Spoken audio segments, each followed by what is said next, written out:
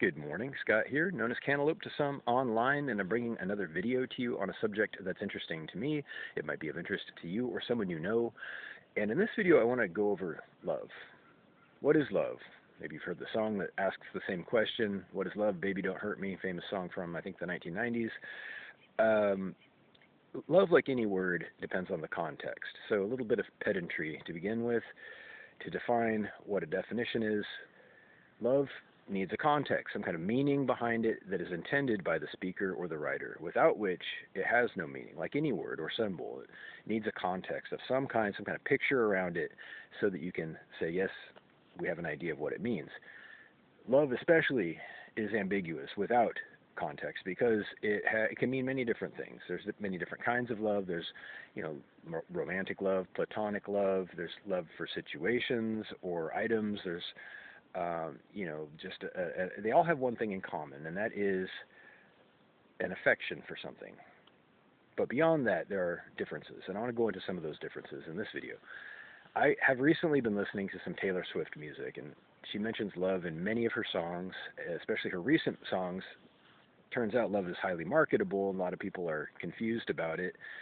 They struggle with the idea, especially in romance, especially young people, and there's a huge market for people to learn and understand what love is about and how to be successful at it.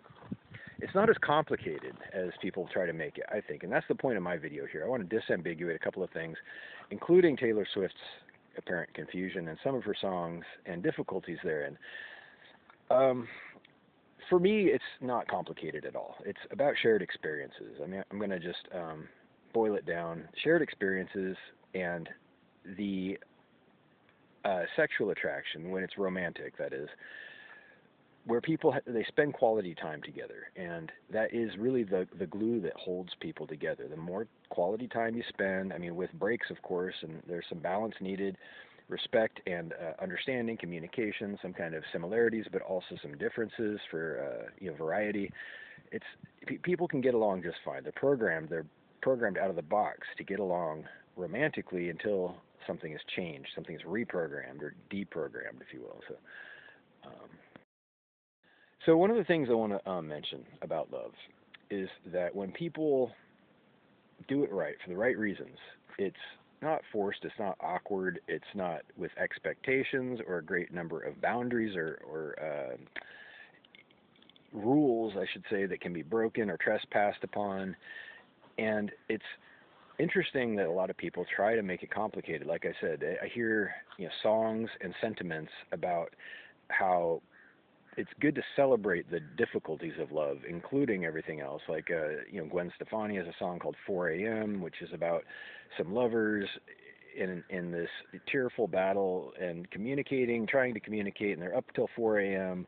And she says, this is what it's about. I don't think that's necessarily true. I think that that's part of the learning process, but the part that's actually worth it is not so difficult, not so painful, and unfortunately, a lot of people struggle, and this is my point, but they don't necessarily have to. When you look at it objectively, when you say, love is attraction, but it's also mainly about shared experiences, and it happens by itself. When you understand this, it becomes a lot clearer. It becomes a lot simpler and less problematic. It's not something that needs to be pursued necessarily, and it happens by itself.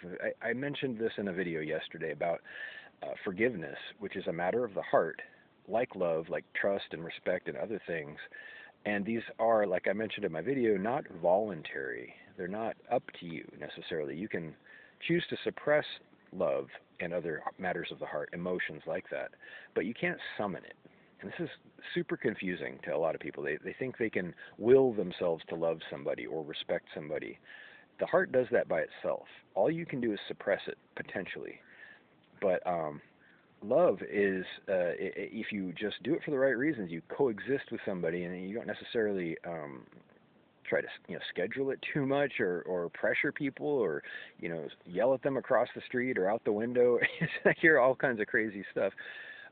Like it's a race. Like you have to beat the next guy to the goalpost, and it's just at that point you're doing something different, man. That's not love. Okay, you're trying to have a physical relationship with somebody that has nothing to do with emotions whatsoever, and that's it's different. Okay, so love isn't opening your wallet. Love isn't opening your pants. Love isn't getting naked or kissing or using any particular gesture. Love is wanting something to grow. If you ask me, in the context of romance, in the context of you know mature sexual love between a man and a woman or whatever, it's wanting someone to be healthy and happy, successful, and to have a sincere desire to give to that person in the interest of promoting their happiness and their success, and to be so predisposed to planning for them in your plans rather than for yourself, as that is to say, to be selfless on their behalf, that you are at a loss almost. And if you look at somebody who's in love, this becomes apparent. It becomes obvious when they look like they got the flu sometimes. I'm not even kidding, and it's because they are harassed and hassled by this emotion that won't go away. They can't stop thinking about somebody, and they look sick because they are sick. They're sick with love sick. If you've heard the word, it's actually a term. And it's a real thing, because you are suddenly twisted up and thinking primarily about somebody else, perhaps for the first time in your life, but certainly in contrast to how you usually think about people. So that's a lot to say. I'm at 6.5 minutes.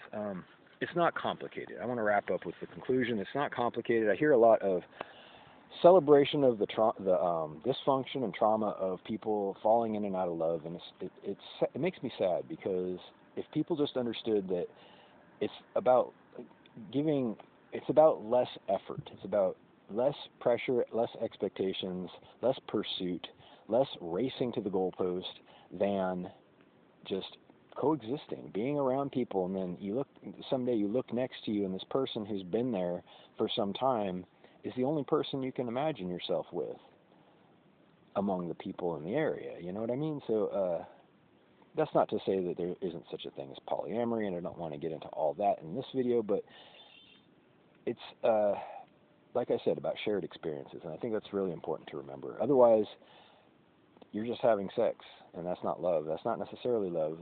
Sex, if you ask me, is the celebration of romantic love, but it's the centerpiece when it's going properly, but not necessarily the whole thing itself. People are super confused.